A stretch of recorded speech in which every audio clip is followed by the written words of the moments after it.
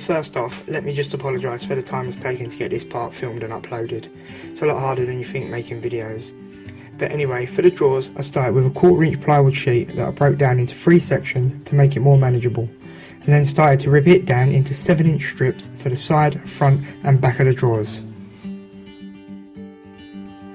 Of course, they're oversized, so I used a Mitre Saw to cut these down to their final size.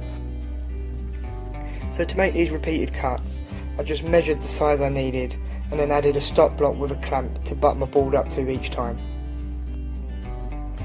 And then each time I had a new size board to cut, I just simply moved the stop block to where it was needed and then butt my board up to that and carry on cutting. As I had the rhythm, I decided to go ahead and cut the base for the drawers with some 5mm ply.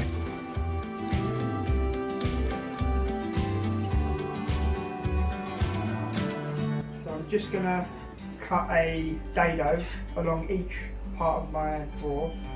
I'm just going to come up 5mm from the bottom of the drawer and cut a 5mm dado along each one. I've taken the time to make up a set of plans for the drawers. I'll leave a link in the description to my website where you can get these plans. So this is only about the second time I've made a dado cut, so I'm relatively new to the process. For these smaller dados it seems pretty simple, but as the dados get wider I think it gets harder to make it right and get a snug fit. So if anyone has any tips on making dados, please leave a comment below.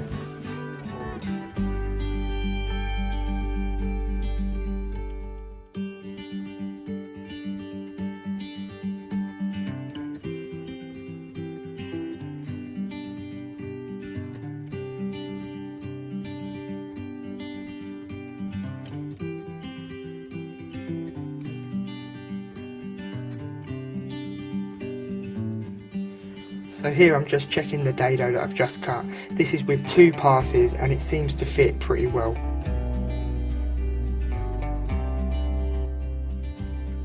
So on with drilling some holes.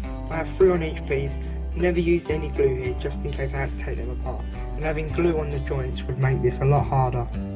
So I've recently discovered this drill bit with a countersink in, and I will leave a link in the description where you can grab a decent set of these for a reasonable price.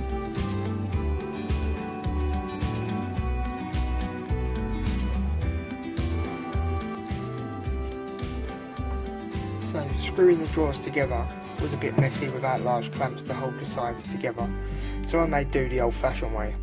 But since making this video I have invested in some large sash clamps and a framing clamp, which I will leave links in the description for these as well. Now the fronts I used the same 1/4 inch ply and made it oversized so it was proud of the drawer and sat outside the frame. This is my own personal preference, and of course you can make yours fit inside the frame.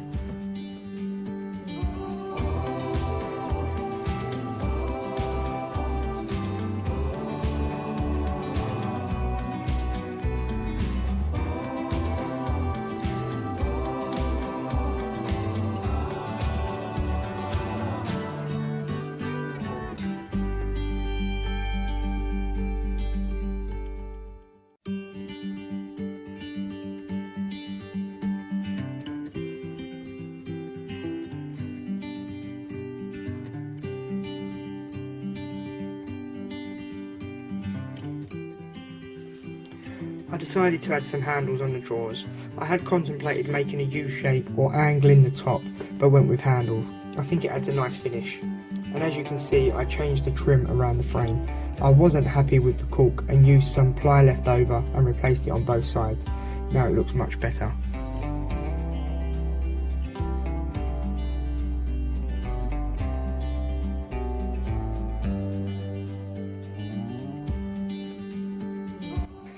So I've got my cable, and it just drops down there, and it still gives it enough room to slide nicely.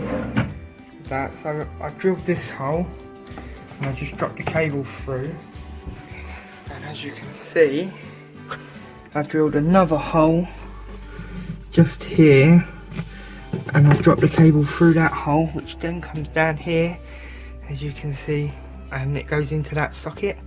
And this socket was already here, so you can actually see there's one socket there, and actually there's another socket just down there, So I just run that cable down into that. So I've just got this. This is my hose for my shop vac. I've just put this in. This is what come with the shop vac, and just cable tied it on to hold it securely. This end is what's going to go into my Mitre Saw. This end is what's going to go into my shop vac, and I just need this adapter. So this end will go into the shop vac, and then my hose will go over this end here. So that's what I'm going to do now. Okay, so this is the end that I've done with that I cable tied, and this end is just, it fits in there nicely like that. This end I'm just going to poke through this hole. Just need to come down.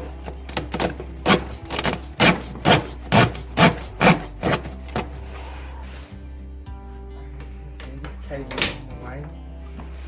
So this end, you just need the adapter. So this end is just going to slot over there. And as you can see, put the vacuum. This end just goes on there. And that's just going to sit there like that. That's the dust extraction part. Thanks for watching this episode on Make It With Wood. This is part 2 of the build, and I'm glad to say now that this is done. Took a lot longer than I expected it to take, and I do apologise that it took so long to get this second part filmed and edited and put out. We've got the shop vac underneath set up, so we've got the dust extraction set into it. We've got the sockets underneath, so they're out of the way. There's no sockets up on the top. So if you like this build, the Mitre Station, and you'd like to see more, please subscribe to my channel, hit like, and if you leave any comments or suggestions that you have below, and I will see you on the next episode. Bye.